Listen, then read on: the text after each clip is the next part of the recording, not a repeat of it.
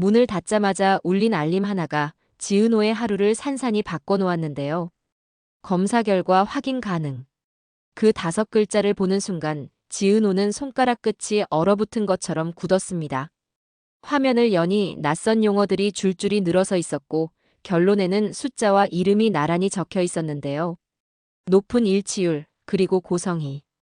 그 이름이 눈에 딱 걸리자 숨이 꺾였다고 하더라고요. 말수가 적어지던 이유, 밤마다 불 꺼진 카페에서 자신도 모르게 천장을 올려다보던 이유가 그제야 모양을 갖췄습니다. 그 시각, 박영란은 침대에 앉아 휴대폰 화면을 쥐고 있었습니다. 스스로도 믿기지 않는 일을 벌였기 때문이었는데요. 엄마인 고성희의 차에 작은 추적 장치를 달아둔 뒤로 하루에 몇 번씩 위치 앱을 열어보곤 했습니다. 처음 이틀은 별 변화가 없었습니다. 재단 사무실과 집을 오가는 점이 규칙적으로 움직였는데요. 셋째 날부터 이상한 좌표가 반복되기 시작했습니다. 가평.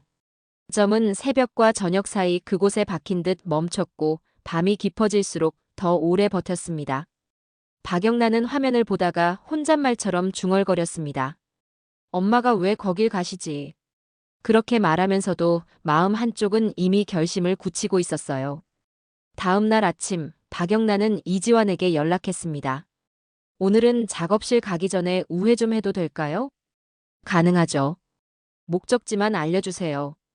이지환의 목소리는 늘 안정적이었는데요. 묻지 않아도 필요한 만큼만 묻는 사람이었습니다.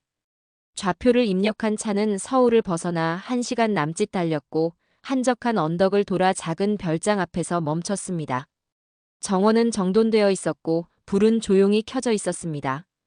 박영란은 잠깐만 보고 오겠다며 차문을 닫고 걸음을 옮겼습니다. 유리창 너머로 보인 건 말라붙은 듯 창백한 남자와 약 봉투를 들여다보는 간병인이었는데요. 그때 현관에서 들린 목소리가 박영란의 심장을 잡아 끌었습니다. 너무 익숙해서 거부할 수가 없었습니다. 고성희였습니다. 오늘은 덜 힘들었지? 남자는 고개를 아주 천천히 끄덕였습니다. 간병인은 기록지를 넘기며 말했습니다. 혈액 검사 수치가 안정적이래요. 이식 일정만 맞으면 괜찮대요. 잠깐 뜸을 들이던 고성희는 낮게 덧붙였습니다. 한 가지가 남았어. 동의. 은호가 고개만 끄덕여주면 우린 시작할 수 있어. 은호. 박영란은 그 이름에서 눈을 떼지 못했습니다.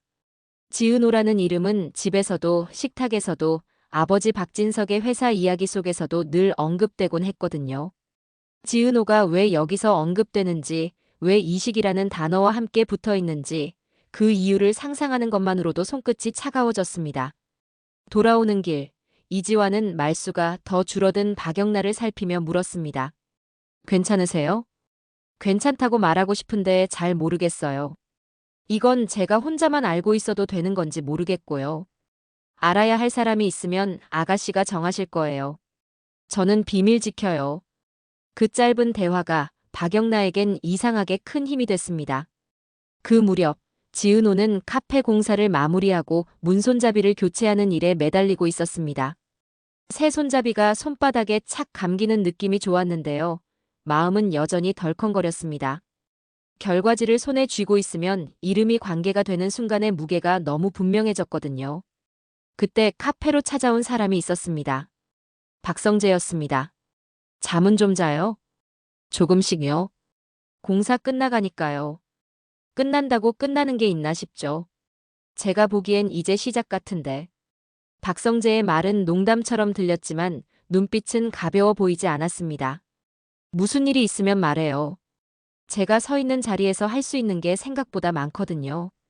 그 말이 위로인지 통제인지 헷갈렸고 지은호는 대답 대신 미소만 지었습니다. 며칠 뒤 박진석의 책상 위로 회계팀 보고서가 도착했습니다. 재단 경비 가운데 의료비로 분류된 지출이 일정한 간격으로 발생하고 있었는데요. 5천만 원 안팎의 금액이 매달 처리되어 있었고 영수증에는 간병인 급여와 의약품, 그리고 가평 별장 관리라는 항목이 눈에 띄었습니다. 박진석은 오래 침묵했습니다. 주소는 나만 보게 해. 그리고 자리에서 일어났습니다. 그날 오후 고성희에게서 지은호에게 연락이 왔습니다. 은호야, 잠깐 볼 수 있을까? 듣고 있어요. 내가 아니면 안 되는 일이 있어. 왜 제가 아니면 안 되는지 그 이유부터요. 딱 잘라 말하는 지은호의 목소리에 고성이는 잠깐 숨을 고르고 미소를 얹었습니다. 지금은 말하기 어려운 사정이 있어. 대신 검사만 먼저 해주면 모든 걸 이야기할게. 이미 결과지를 본 지은호에게 그 약속은 더 이상한 제안이었는데요. 그래도 그는 고개를 끄덕였습니다. 대신 저한테도 조건이 있어요. 거짓말, 이제 그만이요. 한편 이지혁은 일에 파묻혀 마음을 다스리고 있었습니다. 문득 지은호라는 이름이 떠올라 손이 멈추곤 했는데요. 예전에는 명료하게 선을 그었던 마음이 요즘은 어정쩡하게 흔들렸습니다. 대학 후배였고 자신에게 고백했던 사람. 그런데 이상하게 지금은 괜히 더 도와주고 싶다는 마음이 자꾸 올라왔습니다. 흔들리면 둘 다 다친다. 차분히. 그 말이 말처럼 쉽진 않았습니다. 가평으로 향하던 그날, 박진석은 별장 문 앞에서 초인종을 눌렀습니다. 문이 열리자 간병인이 놀란 얼굴로 서 있었고 안쪽에서 마른 기침 소리가 들렸습니다. 박진석은 스스로를 멈추지 못했습니다. 거실로 들어서자 창백한 얼굴의 젊은 남자가 소파 등받이에 기대 앉아 있었는데요. 간병인이 조심스럽게 말했습니다. 한우진 씨입니다. 이름이 귓가에 꽂히자 여러 해 전 어딘가에서 들었던 이야기의 조각들이 한 줄로 이어졌습니다. 고성희의 재혼 이전, 흐릿하게 덮어둔 과거. 박진석은 자리에서 꼼짝하지 못했고 한우진은 숨을 가다듬으며 아주 낮게 인사를 건넸습니다. 그 시각 박영란은 집에서 가평의 그 점을 다시 확인했습니다. 움직이지 않던 점이 저녁 무렵 서울로 향하기 시작했는데요. 비슷한 시각 또 다른 점 하나가 병원으로 찍혔습니다. 엄마의 차였습니다. 그리고 잠시 뒤 지은호의 위치도 같은 병원 건물 위에 떠올랐습니다. 박영란은 가만히 화면을 내려놓고 말했습니다. 지금이구나. 병원 복도에서 마주한 세 사람의 표정은 제각각이었습니다. 고성희는 다급함을 숨기려 했고 지은호는 경계심을 숨기지 않았으며 박영란은 떨림을 억누르느라 입술을 꽉 깨물었습니다. 잠깐의 정막을 깨고 고성희가 먼저 입을 열었습니다. 은호야, 내가 내게 많은 걸 숨겼어. 그건 알아요. 그래도 이건 들어줘. 지금 여기 한 사람의 목숨이. 이름부터요. 누구 목숨인지 제가 직접 들어야 하니까요. 그 순간 복도 끝에서 휠체어가 밀려 들어왔습니다. 박진석이 밀고 있었고 한우진이 앉아 있었습니다. 모두의 시선이 우진에게로 향하자 우진은 아주 힘겹지만 분명하게 말했는데요. 저는 부탁하려고 오지 않았어요. 우진아. 엄마, 잠깐만요. 엄마라는 호칭이 처음으로 공기를 울렸습니다. 고성희의 눈빛이 무너졌다 다시 서는 사이 지은호는 마음속에서 이미 알고 있던 사실의 문장을 조용히 꺼냈습니다. 저와의 관계, 오늘 여기서 끝까지 확인하죠. 고성희는 더 숨길 수 없음을 받아들였는데요. 입술을 깨물다가 고개를 끄덕였습니다. 너희는 남매야. 이름이 관계가 되는 순간 5사람의 숨이 동시에 흔들렸습니다. 박영란은 그 자리에 선 채로 문득 어떤 기억을 떠올렸습니다.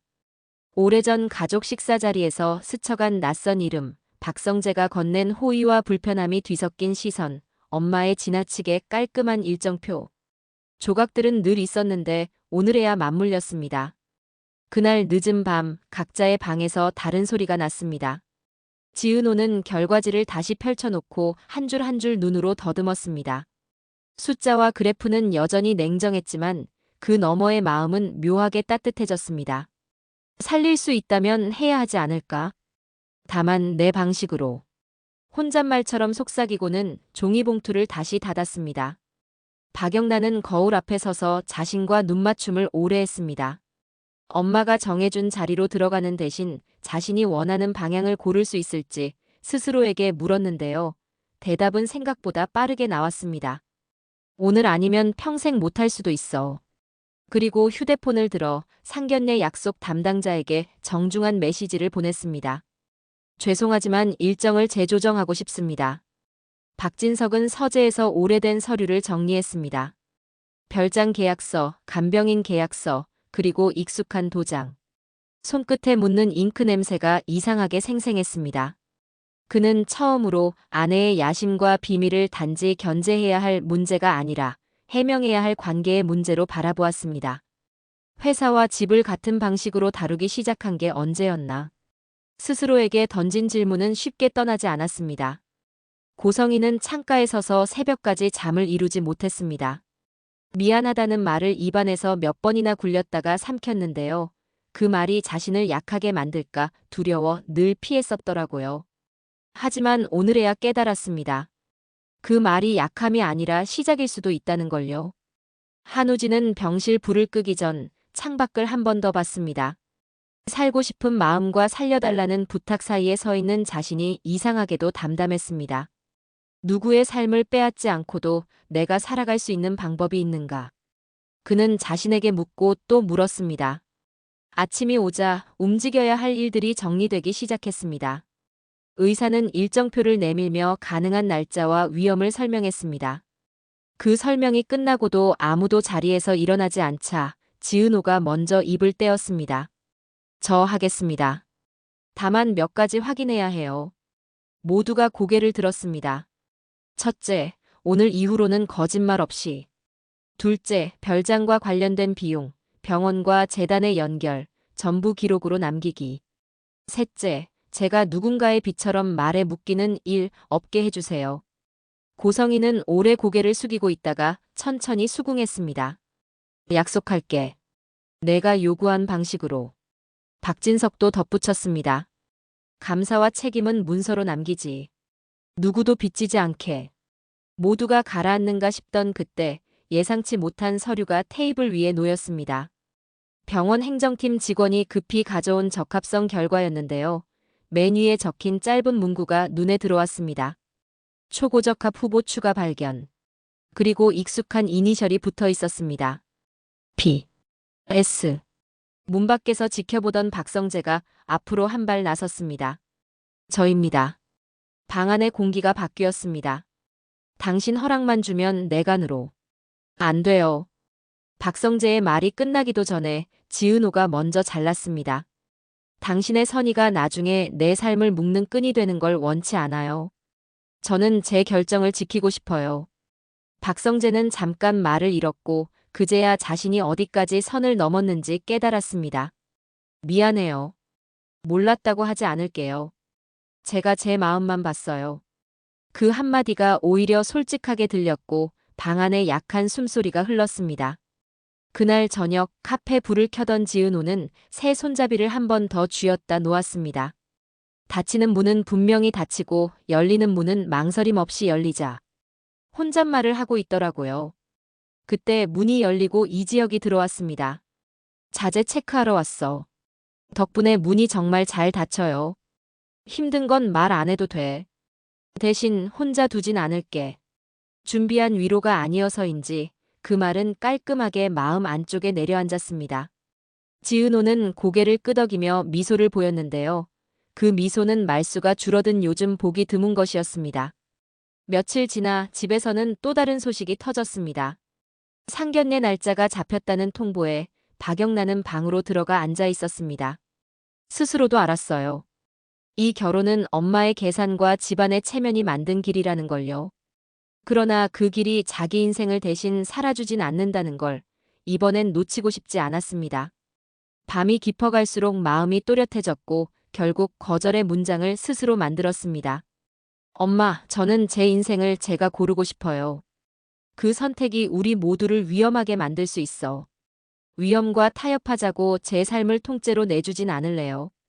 잠시 침묵이 이어졌고 오래 들리지 않던 한숨이 전화기 너머에서 흘렀습니다. 처음이네, 내가 이렇게 말한 게. 알겠어. 내 방식으로 해봐. 그 대화는 싸움이 아니라 경계선 그리기였고 그 선이 그려지는 동안 두 사람의 목소리는 조금씩 부드러워졌습니다. 한편 박진석은 재단팀에 지시를 내렸습니다. 가평 별장 관리비는 자신의 책임으로 정리하고 의료비 항목은 외부 감사를 받겠다고요. 결정은 체면을 구길 수도 있었지만 오히려 집 안 공기가 가벼워졌습니다. 누군가 진실의 무게를 이제부터는 공식적으로 들어보겠다고 선언했기 때문이었습니다. 수술 날짜가 잡히자 마음들이 색을 달리했습니다. 한우진은 조용히 컨디션을 끌어올렸고 지은호는 체력 관리를 시작했습니다. 고성이는 집과 병원을 오가면서도 이전과 다른 방식으로 사람들을 대했습니다. 재단 직원에게도 간병인에게도 때로는 부탁합니다라는 말이 나왔어요. 그 말을 듣던 사람들은 서로 눈을 마주치고 고개를 끄덕였습니다. 그 즈음 예상치 못한 봉투 하나가 병원 문서함에 꽂혔습니다. 발신인은 없었습니다. 봉투 안에는 오래된 사진 한 장과 짧은 메모가 들어있었는데요. 사진에는 젊은 시절의 고성희와 갓난아이를 품에 안은 또 다른 여성이 서 있었습니다. 메모에는 단 한 문장. 진실의 절반은 아직 다른 누군가의 침묵 속에 있습니다. 사진 구석에 희미한 간판 글씨가 유난히 눈에 들어왔습니다. 옥내다방. 그 이름을 보고 박영란은 덜컥 소리를 낼 뻔했습니다. 조옥래. 이상철의 어머니이자 김장수와 평생지기인 바로 그 이름과 겹쳤기 때문이었습니다. 이 사진 어디서 찍힌 걸까요? 지은호가 묻자 고성이는 긴 순간을 건너뛰지 못했습니다. 설명하려고 했어. 그런데 타이밍을 놓쳤지. 누가 아이를 안고 있는지, 그날 거기서 무슨 일이 있었는지 그걸 알아야 다음으로 갈 수 있어요. 그때 우연히 병실로 들른 이지혁이 사진을 보고 멈칫했습니다. 할머니 젊을 때 다방 이름이 옥내였어요. 혹시 이 사진 우리 쪽 이야기랑 겹치는 걸지도. 지혁 씨가 그걸 알아요? 정확하진 않아요. 할머니가 가끔 떠올리듯 하던 얘기들이 있어서요. 김장수 어르신이랑 우스갯소리처럼 말하던 옛날 이야기들. 하나의 문이 더 열렸습니다. 혈련과 병원, 재단과 회사의 바깥쪽에서 아주 오래된 관계의 선이 접히고 펼쳐지기 시작했거든요. 이날 밤 여러 사람이 각자의 자리에서 작은 약속을 만들었습니다. 지은호는 스스로에게 말했다고 하더라고요. 오늘부터는 내 입으로 내 마음을 말하자. 박영란은 메모장 맨 앞장에 크게 적었습니다. 내 선택을 내가 책임질 것. 박진석은 서랍 안에 넣어둔 도장을 꺼냈다가 다시 넣었습니다. 이제는 도장보다 말이 먼저여야 한다. 고성이는 오랫동안 미루던 문자를 썼습니다. 내일 오랫동안 덮어둔 이야기부터 꺼낼게. 한우진은 종이에 짧게 남겼습니다. 살고 싶다. 그러나 누군가의 삶을 빼앗지 않고. 이지환은 차 열쇠를 쥔 손을 무심코 조여보며 다짐했습니다. 필요할 때 가장 가까운 사람이 되자. 이지혁은 한 문장만 보냈습니다. 필요하면 부르세요. 바로 갈게요. 그리고 드디어 수술 당일이 다가왔습니다. 병원 창문으로 아침빛이 스며들 때 사람들의 얼굴에는 서로 다른 결심이 얹혀 있었습니다. 지은호는 수술복 소매를 살짝 쓸어 올리며 깊게 숨을 들이켰고 한우진은 눈을 감았다 떴습니다. 고성이는 두 손을 모았고 그 손 사이로 그간의 오만과 두려움과 사랑이 섞인 기도가 지나갔습니다. 박진석은 짧게 고개를 숙여 인사했고 박영란은 떨리는 손을 주머니 속에서 꼭 쥐었습니다. 수술실로 들어가기 직전 지은호는 고성이를 바라보며 말했습니다. 끝나고 나면 사진 속 이야기부터 들어요. 그 얘기 없이 우린 앞으로 못 가요. 그래. 약속할게. 그 약속은 처음으로 같은 방향을 바라보는 약속이었습니다. 문이 닫히자 복도는 조용해졌습니다. 그런데 조용함 속에도 이상하게 따뜻한 느낌이 있었어요. 누군가 대신 살아줄 수 없다는 걸 모두가 알았고 그래서 서로의 결정을 밀어주기로 한 사람들이 만든 온기였습니다. 수술 결과가 어떻게 나왔는지는 아직 말하지 않겠습니다. 오늘 이 이야기가 다루려는 것은 칼날 앞에 서기 전 서로에게 건넨 약속과 오래 묻어둔 말들을 꺼내려는 용기였으니까요. 다만 한 가지는 분명했습니다. 문손잡이가 제자리에서 딱 맞게 돌아가듯 사람들 사이의 문도 하나둘 제 경첩을 찾기 시작했습니다.